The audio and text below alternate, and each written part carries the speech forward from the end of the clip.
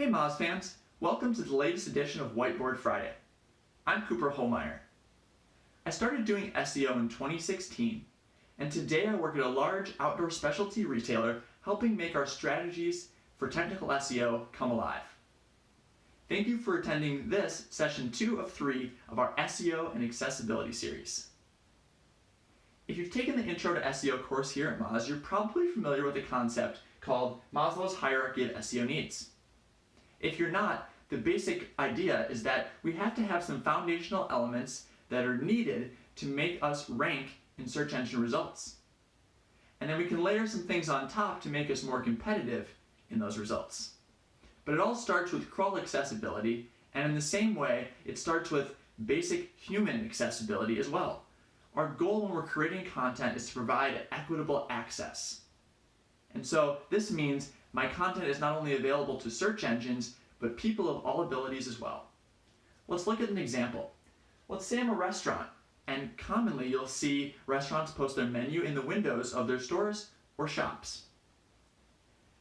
The problem with this idea, while it seems easy because anyone can walk by, they don't have to look at my Facebook or my website, and they can look at the menu, see what they like or don't like, and then choose to engage with my business and enjoy my food. What's bad about this is that we've made some assumptions about our ideal audience. We've assumed that they're the average height, that they're tall enough to be able to see the menu that I post in my window.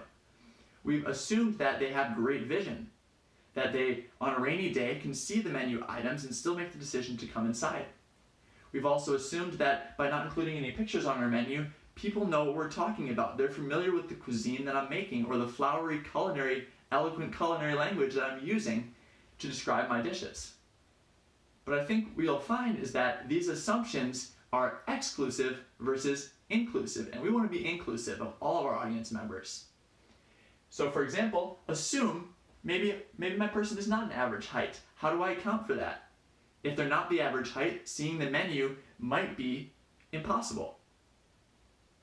Assume that maybe they have low vision or blindness, and ask yourself, is this available digitally or in a Braille compatible format that they can access to? Or maybe add some pictures, add some different language to your menu to help people understand, the culinary language that you're using. Because without that, they might not understand and they might choose to avoid your restaurant versus come in and see it.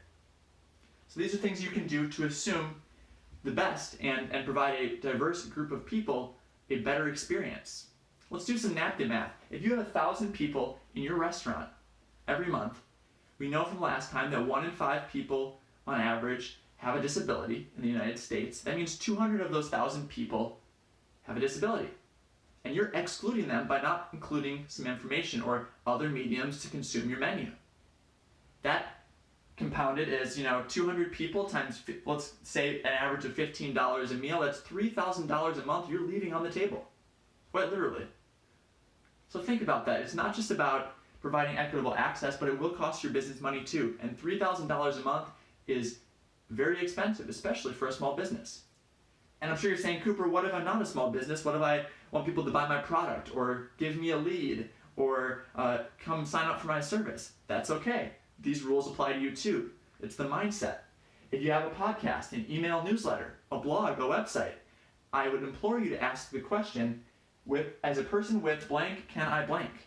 And fill in that first blank with things like, as a person with color blindness, ADHD, dyslexia, hard of hearing, Down syndrome, can I? And fill in that second blank with whatever you want people to do with your business. Can I buy a product? Can I read this newsletter? Can I enjoy this podcast? And if the answer to that question, that string of questioning is no, you have a little bit of a problem. You have some work to do, right? What I'm talking about is following the Web Content Accessibility Guidelines. And these are commonly called WCAG or WCAG. These guidelines are set up to make sure that our content on the web is accessible. And I think you'll find that as you make your content accessible for people of diverse abilities, you're going to have your content accessible for search engines of diverse abilities too. So following the 4 principles of Web Content Accessibility Guidelines, they are POUR or POUR, perceivable, operable, understandable, or robust. I think you'll find that your content resonates better with your audience, you exclude less audience members, and your search engine optimization will ultimately only be that much better. So what do I mean by perceivable? What I mean by perceivable is we all don't want to look at a brick of text. I think that's pretty clear. We tend to include things like images, video, audio on our pages. And what I want you to do is consider anytime you're using those rich media elements to include a text alternative. So this means images include alt text. Videos include captions and transcripts. Audio, same thing, include the transcript. So if I can't hear that audio with my speakers, I'm able to either convert it into something I can use, or I'm able to enjoy it in some other way. And then when we're talking about video, including an ASL interpreter or converting your presentation into American Sign Language can also be a little bit more inclusive for the audience you're trying to reach and save you a little bit of that money we talked about earlier. Operable. What I mean by this is, are your links saying click here or learn more, or are they really telling me where I'm going as a user? Think about your users here. We know we love anchor text. We know that search engines love to see where we're going to. So click here and learn more aren't as descriptive as they could be. They're not as operable. It's hard for me as a user to operate your website or your email newsletter or your podcast. Is my content understandable? So this is something I have a hard time doing too sometimes, but considering, is the content that I'm writing at a reading level that my audience is going to enjoy it at? Have I described it in a language that my customers understand? Oftentimes I think we get stuck in SEO and we start to use a lot of SEO language, especially if you're working at like an agency with clients. Taking the time to break it down into language that's more understandable will allow you to resonate with a larger set of audience members, but also it'll allow you generally to capture those search terms too, right? People aren't looking up PhD level things in Google search. So looking up language that we can all understand. So consider that. And then robust, this kind of touches things like, is my website mobile friendly? Is it responsive? Are the things that I'm producing compatible with a lot of technologies? And these technologies include assistive technologies. So POUR, remember those things when producing web content. You shouldn't need a monocle to read what you're producing. You shouldn't need a PhD to read what you're producing. And it should be really, really easy for a diverse group of people to access the stuff that you produce. If you want some more information about WCAG, there's a link right here, and it'll be linked in the bottom of this post as well.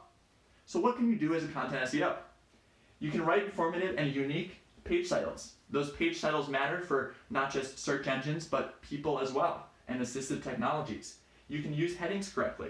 Commonly I'll see people use those H tags. We're probably familiar with the H1, but H2, 3, 4, 5, and 6 matter too. To style the page in a certain way, make the text bolder or brighter or larger. And that will be great, but as someone who's using assistive technology or someone who's trying to understand the parent-child relationships between things on the page, it's going to be a lot harder for me to do that if I'm not using those headings correctly. Links are for users. One thing I always ask myself is this link on the page for SEO or is it for my customer?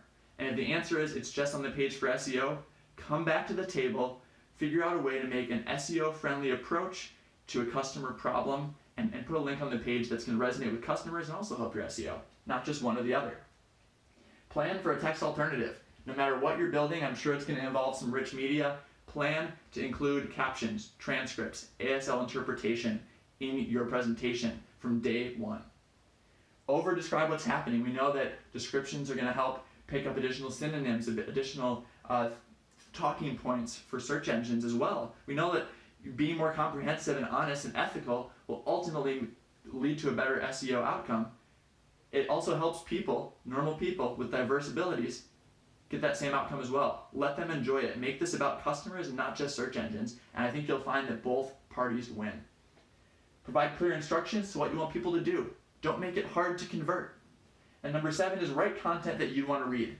I would ask you to close your eyes and listen to the content that you've written on the page and ask yourself, is this SEO optimized or is this built in a way that a customer would want to engage with it?